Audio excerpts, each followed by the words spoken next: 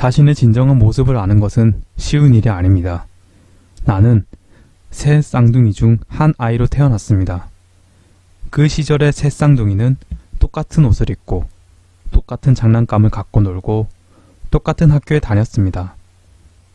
사람들도 세 쌍둥이의 각각의 개인으로 대하지 않고 한 묶음으로 대하였습니다. 나는 우리가 아무리 모범생이라도 또는 얼마나 노력했는가에 상관없이 항상 C학점을 받을 수밖에 없다는 사실을 곧 깨달았습니다. 우리 가운데 한 명은 A를, 다른 한 명은 F를 받을 수도 있었지만 교사들은 항상 우리를 혼동했기 때문에 모두에게 C를 주는 안전한 방법을 택한 것입니다. 심지어 아버지 무릎에 앉았을 때도 아버지는 내가 우리 셋 중 누구인지 구별하지 못했습니다. 아버지는 곧잘 이렇게 말씀하시곤 했습니다. 넌 누구지? 이런 것들이 자기 정체성에 어떤 영향을 미쳤을지 상상해 보십시오. 어찌 보면 새 쌍둥이로 태어난 것에서부터 나의 진정한 모습을 찾고자 하는 탐구가 시작되었다고 말할 수 있습니다. 나는 항상 나 자신이 되려고 노력했습니다.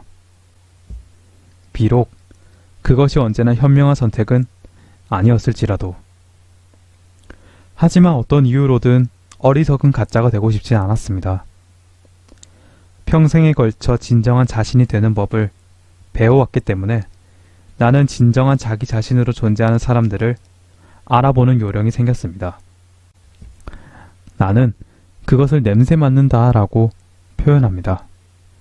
상대방이 진짜인지 아닌지를 콧뿐만 아니라 모든 감각을 동원해 감지하는 것입니다. 사람들을 만나면 그들의 냄새를 맡는 법을 나는 터득했습니다.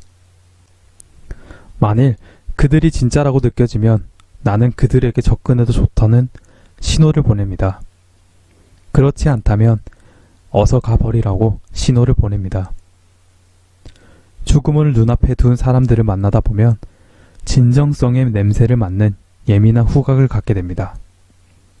왜냐하면 죽음을 앞둔 사람들은 이미 진정한 자신의 모습으로 돌아와 있기 때문입니다. 내 삶에서 사람들의 진정하지 못한 모습을 가려내기가 힘들 때도 있었지만 어떤 때는 그다지 어렵지 않았습니다. 예를 들어 사람들은 나를 강연 장소까지 태워다 주고 강당까지 휠체어를 밀어줌으로써 좋은 사람처럼 보이고 싶어 합니다.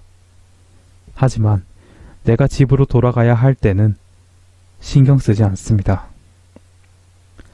그 상황에서 나는 나 자신이 그저 그들의 자기 만족을 위해 이용되었음을 깨닫게 됩니다. 그들이 좋은 사람을 연기한 것이 아니라 정말로 좋은 사람이라면 내가 집에 안전하게 돌아가는지에 대해서도 신경 쓸 것입니다. 우리는 평생 동안 여러 가지 역할을 맡습니다. 그러나 역할을 바꾸는 법은 알면서도 그것을 뒤돌아볼 줄은 모릅니다. 배우자, 부모, 직장 상사, 좋은 사람, 반항아 등 표면적으로 맡게 되는 역할들이 반드시 나쁘다는 것은 아닙니다. 그것들은 어떤 상황에서는 꼭 필요한 역할일 수도 있습니다. 다만 우리가 해야 할 일은 그것들 중에서 우리에게 맞는 역할과 그렇지 않은 것을 가려내는 일입니다. 그것은 마치 양파 껍질을 벗기는 것과 같습니다.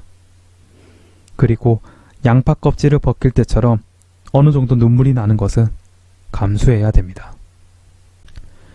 자신의 부정적인 면을 인정하고 그것을 드러내는 것은 고통스러운 일입니다. 우리들 각자에게는 간디에서 히틀러까지 모든 인물이 될 가능성이 숨어 있습니다.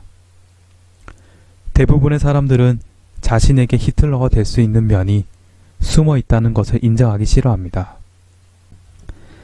하지만 모든 인간에게는 부정적인 모습이 잠재되어 있는 것이 사실입니다.